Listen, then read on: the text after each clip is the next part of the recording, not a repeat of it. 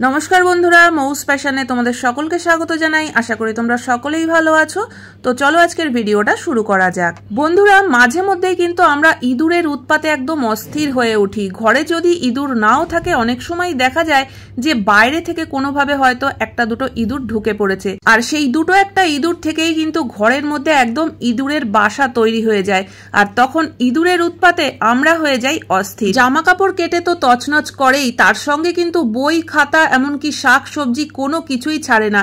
আর শুধু কিন্তু তাই নয়, আসবাবপত্রগুলোকেও একদম কেটে নষ্ট করে দেয়। আর এই ইঁদুরের উৎপাতের হাত থেকে বাঁচতে আমরা কিন্তু অনেক সময় বাজার চলতি কীটনাশক বা ইঁদুরের বিষ কিনে নিয়ে আসি, কিন্তু অনেক সময় দেখা যায় যে সেই বিষগুলো কিন্তু পড়েই থাকে, খায় না ইঁদুর। আর যদি খায়ও তাহলে ঘরের কোথায় গিয়ে মরে, তখন কিন্তু সারা ঘর তছনছ করতে হয় ইঁদুর খুঁজতে গিয়ে।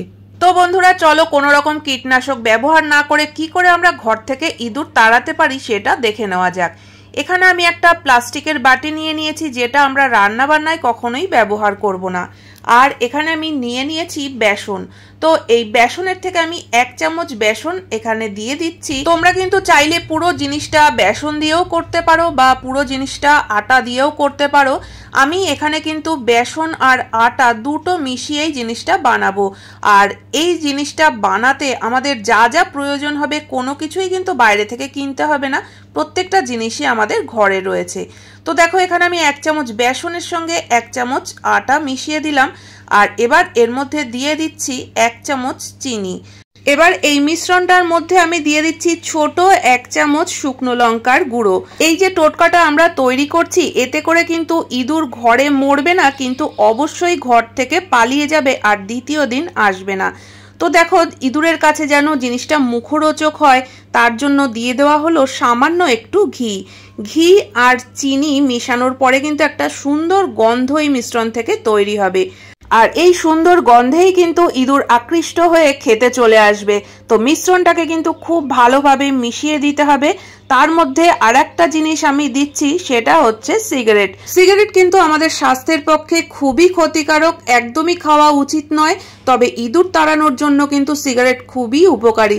তো এখানে আমি একটা সিগারেট ভেঙে দেখো এর ভিতরের যে তামাক পাতাটা সেটাকে বের করে নিচ্ছি আর এই মিশ্রণের মধ্যে আমি মিশিয়ে দিচ্ছি। তো এবার পুরো মিশ্রণের সঙ্গে তামাক পাতাটাকে কিন্তু খুব ভালোভাবে মিশিয়ে নিতে হবে। আমার ঘরে কিন্তু বন্ধুরা একটাও ইঁদুর নেই, তো সেই কারণে আমি একদম অল্প পরিমাণে বানিয়ে তোমাদেরকে দেখাচ্ছি।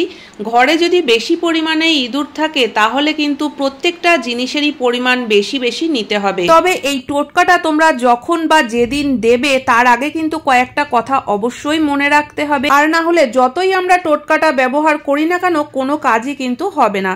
প্রথমত ইঁদুর কোথায় বাসা করেছে সেটাকে কিন্তু আগে খুঁজে বের করতে হবে, বা ইঁদুর কোথা থেকে যাতায়াত করছে, কোন কোন জায়গায় ইঁদুরের যাতায়াত বেশি সেগুলো কিন্তু খেয়াল করতে হবে।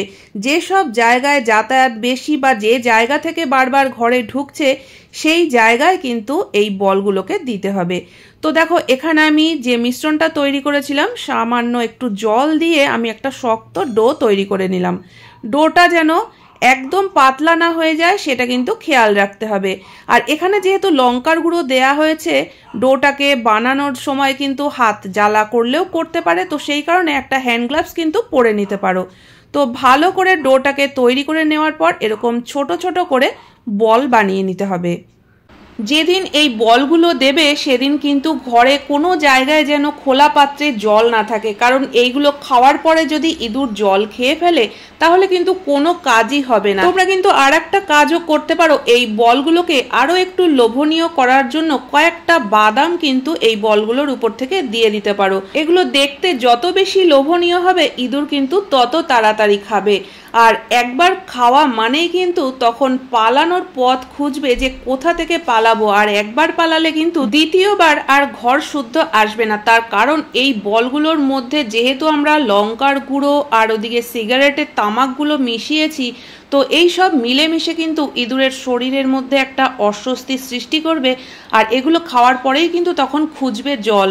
ঘরে যদি জল না পায় তখন কিন্তু বাইরে যাওয়ার জন্য ছটফট করবে। তবে বন্ধুরা বাড়িতে যদি ছোট বাচ্চা থাকে বা পোষ্য থাকে তাদের থেকে কিন্তু অবশ্যই এই জিনিসগুলোকে দূরে রাখতে হবে, সেটা কিন্তু অবশ্যই আমাদেরকে একটু লক্ষ্য রাখতে হবে। তো আশা করি বন্ধুরা এই ছোট্ট টোটকাটা তোমাদের সকলেরই কাজে লাগবে। ভালো লাগলে অবশ্যই লাইক কমেন্ট করো।